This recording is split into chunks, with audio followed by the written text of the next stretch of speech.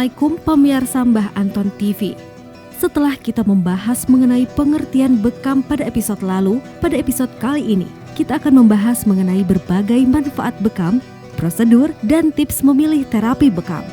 Bekam merupakan salah satu pengobatan alternatif yang cukup populer dan banyak peminatnya karena mampu mengatasi banyak masalah kesehatan. Terapi yang berasal dari Timur Tengah dan Cina ini bisa pemirsa lakukan dengan menggunakan cangkir khusus untuk menghisap racun atau darah kotor yang ada dalam tubuh. Banyak yang meyakini metode pengobatan ini mampu mengurangi perasaan sakit, peradangan, relaksasi, dan masih banyak lagi. Mau tahu apa saja manfaat bekam untuk kesehatan tubuh? Simak sampai habis video berikut ini.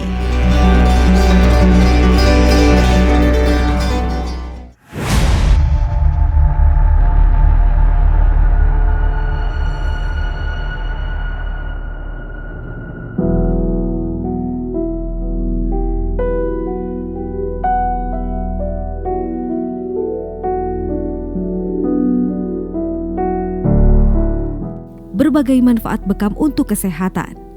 Mengacu pada Journal of Acupuncture and Meridian Studies dan studi lainnya, terapi ini dapat mengatasi berbagai penyakit lokal atau sistematik. Beberapa manfaat yang bisa kamu dapatkan antara lain. Yang pertama, meningkatkan aliran darah ke kulit.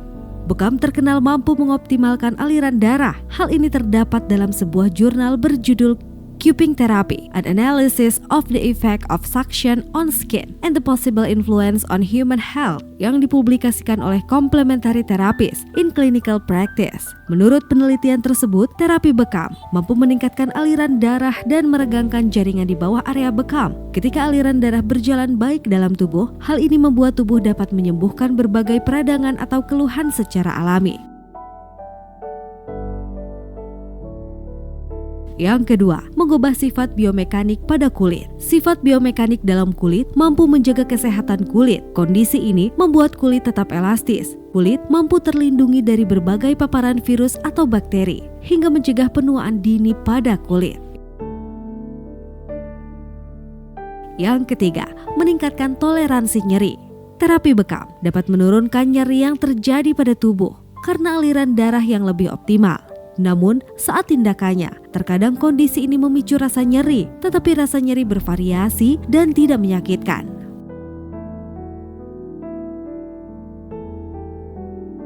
Yang keempat, mengurangi peradangan. Berbagai penyakit yang terjadi akibat adanya peradangan dalam tubuh dapat membaik dengan melakukan bekam. Salah satunya adalah artritis. Melansir dari Journal of Advanced Pharmaceutical Technology and Research, terdapat sebuah penelitian yang bertujuan untuk mengevaluasi efek terapi bekam dengan penyakit radang sendi. Hasilnya, terapi bekam menunjukkan hasil yang efektif dan signifikan untuk mengurangi peradangan pada radang sendi, menghilangkan nyeri, hingga menurunkan kekakuan pada sendi.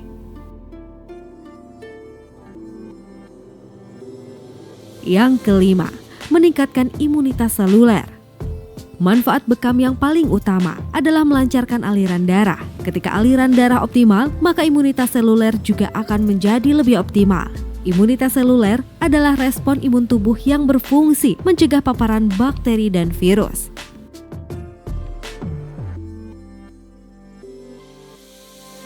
Yang keenam, menurunkan resiko penyakit asam urat. Rutin melakukan bekam diduga dapat menurunkan resiko penyakit asam urat dalam tubuh. Akan tetapi, masih membutuhkan penelitian lebih lanjut terkait terapi bekam dengan penyakit asam urat. Hal yang perlu ditegaskan, Anda juga perlu menjalani pola makan dan gaya hidup sehat untuk mengelola gejala atau menurunkan resiko penyakit asam urat. Yang ketujuh, mengatasi sakit kepala dan migrain. Terdapat sebuah penelitian di Jurnal Biomedical Research and Therapy tahun 2019 mengenai terapi bekam. Penelitian ini meneliti 132 orang yang mengidap sakit kepala kronis dan migrain. Hasilnya, sakit kepala yang mereka alami terasa membaik dengan menjalani terapi bekam. Mereka juga mengalami penurunan nyeri yang cukup signifikan daripada kelompok yang tidak menjalani terapi bekam. Meskipun begitu, penelitian lebih lanjut masih para ahli butuhkan untuk mengkonfirmasi manfaat dari terapi ini. Tujuannya untuk mendukung kesehatan atau penyembuhan dari penyakit.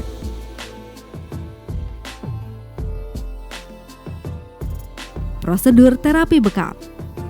Sebelum menjalani terapi, Anda mungkin perlu mengkonsumsi makanan ringan dalam 2-3 jam sebelum sesi berlangsung. Berdasarkan metodenya, bekam terbagi menjadi 2 jenis, yaitu bekam kering dan bekam basah.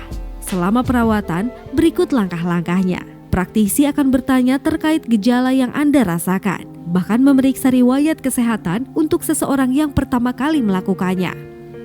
Sebelum memulai terapi, praktisi akan memasukkan bahan yang mudah terbakar seperti alkohol, racikan herbal, atau kertas khusus ke dalam cangkir dan membakarnya. Ketika api mati, cangkir akan langsung terapis letakkan pada permukaan kulit. Anda mungkin akan merasa ada tekanan menghisap saat cangkir menempel pada tubuh. Hal ini karena udara di dalam cangkir menciptakan ruang hampa yang menarik kulit dan otot ke dalam cangkir. Praktisi mungkin membiarkan Anda beristirahat selama beberapa menit hingga waktunya melepaskan cangkir. Pada terapi bekam kering, cangkir akan menempel dalam waktu yang sudah ditentukan, biasanya sekitar 3 menit. Sedangkan pada terapi basah, cangkir akan menempel selama 3 menit. Terapis akan mengangkat cangkir dan membuat sayatan kecil pada area kulit tersebut untuk mengeluarkan darah. Lalu, cangkir akan terapis letakkan kembali di tempat semula untuk penyedotan kedua selama beberapa menit untuk mengeluarkan darah. Setelah selesai, terapis akan mengolesi bagian yang terluka dengan salep antibiotik dan kemudian ia tutup dengan perban untuk mencegah infeksi. Perlu Anda ketahui, kulit bisa memerah bahkan memar ringan setelahnya.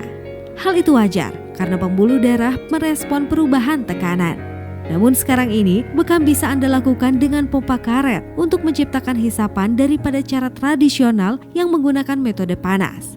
Untuk efektivitasnya sendiri, belum bisa para ahli pastikan lebih baik mana dari 2 tindakan tersebut.